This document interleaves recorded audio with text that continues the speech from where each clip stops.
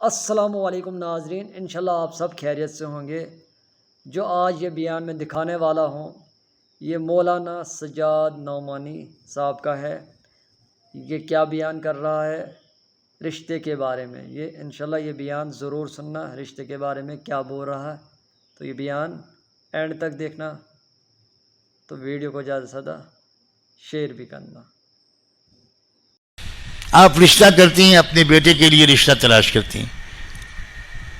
अब अगर आप समझदार हैं और इस्लाम को समझी हुई हैं तो आप ये देखेंगी कि कौन सी लड़की मेरे घर में बहू बनकर आए जो मोहब्बत की पैगंबर बनकर आए, चेहरा मुस्कुराता हुआ हो, अच्छे अखलाक हो, खिदमत का जज्बा हो, गुस्से पर चिड़चिड़ी न हो, घमंड और गुरूर न हो, ये देखेंगे। लेकिन अगर आप इस्लाम को समझी हुई नहीं है बल्कि इंतहाई नासमझ हैं तो आप ये देखेंगे कहाँ से जहेज ज़्यादा मिलेगा, कहाँ से बहुत बढ़िया फर्नीचर मिलेगा, डिनर सेट मिलेगा, टी सेट मिलेगा, फ्रिज मिलेगा, बाइक मिलेगी, कार मिलेगी, घड़ी मिलेगी, ये मिलेगा और वो मिलेगा। क्या मतलब? क्या आप बिल्कुल फ़कीर और यतीम हैं? क्या आपका बेटा अपाहज है? आपका बेटा कुछ कमाता नहीं है? अगर आपके घर में लड़की के घर से अगर आएगा डिनर सेट तो आप प्लेटों में खाना खा लेंगी, वरना आपके घर में तो केले के पत्तों पे खाना खाया जाता है। ये क्या एब्सोल्यूट फुलिश अप्रोच। मुसलमानों में जहेज कहां से आ गया भाई? 100% हिंदुओं का यह मन्नूस रिवाज है, कोई ताल्लुक नहीं इसका इस्लाम से। इसकी सबसे बड़ी दलील यह है कि वो अरबी जबान जो दुनिया की सबसे ज्यादा मालदार जुबान है, उस जबान में जहेज के लिए कोई लफ्ज ही नहीं है। मैं अल्हम्दुलिल्लाह कई जबानें जानता हूं। मैं डंके की चोट पर कहता हूं कि अरबी is the richest language in the world. पूरी दुनिया की सबसे मालदार जबान है। और अंग्रेजी बेचारी तो बहुत ही गरीब है, वो ज़कात की मुस्तहिक है।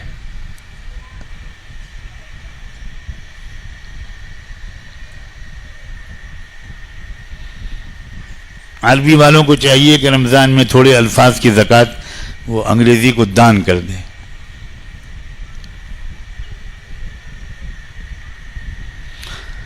इतनी मालदार लैंग्वेज होने के बावजूद भी अरबी में जहेज के लिए कोई लफ्ज ही नहीं है।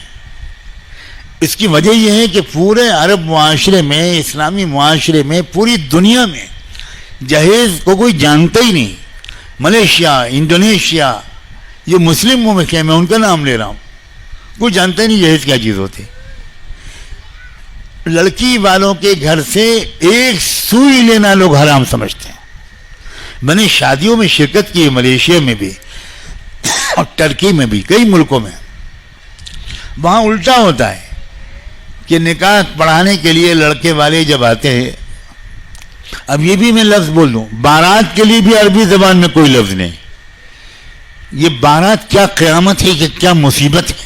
ये टिड्डी दल है, बिल्कुल टिड्डी दल। कहीं पर चला जाता है तो सारा खेत चढ़ जाती है, सारा बाग खा जाती हैं टिड्डियां। उसी तरह का मामला बारात का है। लड़के वाले कहते हैं कि भाई हम तो 300 लोग लेकर आ रहे हैं, अब अपने लोगों को जो चाहिए खिलाइए, मगर हमारे लोगों का मीनू हम आपको देंगे कि ये खिलाना पड़ेगा। आप कसाई हैं, आप डाकू हैं, आप चोर हैं, आप लुटेरे हैं, कौन आप? ये क्या वाहियात बातें मुसलमानों के अंदर आ गई हैं। आप समझती हैं कि आप नमाज पढ़ते रहेंगे ये काफ़ी है? बिल्कुल काफ़ी नहीं, हरगिज़ काफ़ी नहीं। इस्लाम नमाज रोज़े का सिर्फ नाम नहीं है। इस्लाम एक मुकम्मल तहजीब है, ज़िंदगी गुजारने का एक मुकम्मल तबका और तरीक़ा और सिस्टम है। मलेशिया में शादी में शिरकत की तो मैंने देखा, वहाँ बिल्कुल उल्टा रिवाज है। लड़के वाले जो 20-25 लोग आ गए। अब लड़की वालों ने कहा कि भाई कुछ ड्रिंक्स पी लीजिए, कुछ वो बैठ जाइए, आप लोग दूर से आए, दूसरे शहर से, तो जाएंगे तो सुबह हो जाएगी, खाना खा लीजिए। तो लड़के वाले क्या करते हैं, लड़की वालों से पूछते हैं कि बिला तकल्लुफ बताइए इस शादी के अरेंजमेंट में, सारे इंतज़ाम में आपका कितना पैसा खर्च हुआ होगा।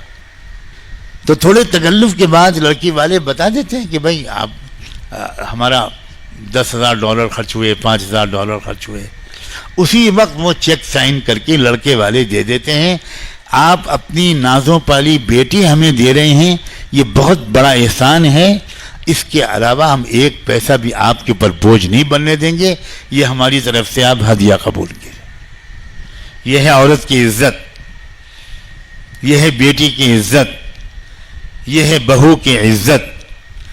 जिन माशरों समाजों में कन्यादान होता है, जहां लड़की को बोलने का हक नहीं होता, जहां लड़कियों को जिंदा जलाए जाना आम रिवाज है, जहां शौहर की चिता पर बीवी का सत्ती हो जाना और उसी जलती हुई लाश पर बीवी को ढकेला जाता था और वो बीवी चीखती चिल्लाती जल के मर जाती थी,